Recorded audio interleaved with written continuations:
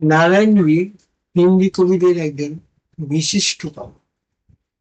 তার তিনি থাকেন বিহারের মধুবনী অঞ্চলে ভগবদিহা বলে গ্রামে। তার কাজকর্ম ওই কৃষি, চাষবাস, সেই সঙ্গে অধ্যাপনা।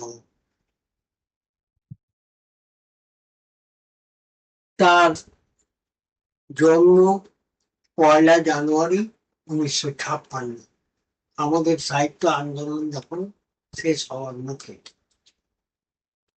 কয়েকটি কবিতার মধ্যে একটি কবিতা আপনাকে শোনাচ্ছি।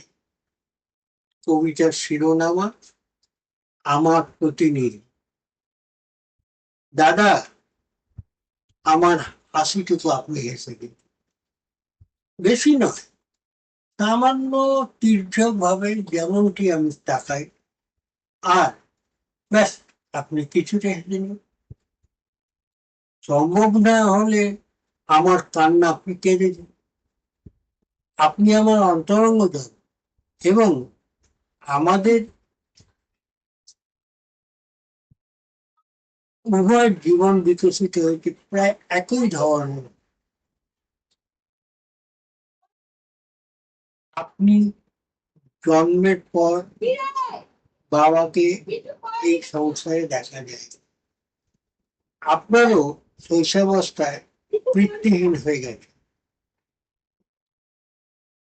তবুও আমার চাল চলন আপনার মতো হয় না, সামান্য কম, কণা মাত্র। বড় কষ্টে আছি এখন, আমার বড় কষ্টে এখন আছি, যন্ত্রণায় ভুগছি। আর আমার যন্ত্রণা রূপ মুছে মুছে দিচ্ছে আমার যে প্রতিনিধি, আমার সংসার।